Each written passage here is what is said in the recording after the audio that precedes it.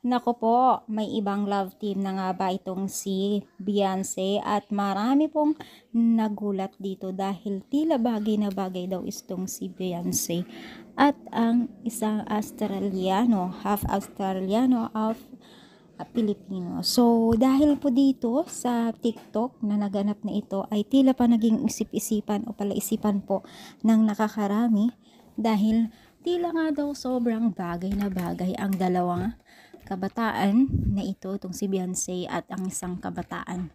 Sobrang dami po ang nagulat sa kanilang nakita, which is talagang gustong gusto daw nila na magtambalan daw di umano itong dalawang ito.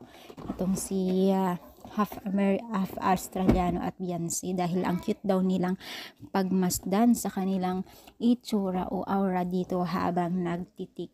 Nako, syempre naman, maraming pumalag din dahil syempre taken na daw itong si Beyonce bilang love team ng Team Kalingap o itong si Kalingap Edo. Syempre guys, hindi naman siguro yan kasi unang-una guys, itong si Beyonce, taken na yan at malayo na po ang narating nilang dalawa ni Kalingap Edo sa pagiging isang love team nila, diba? Kaya malabo sa malabo yan mga mi. Kaya wag na tayong mag-insist. Nakakakilig man at hindi man talaga may pagkakaila ang pagkakaroon ng kilig.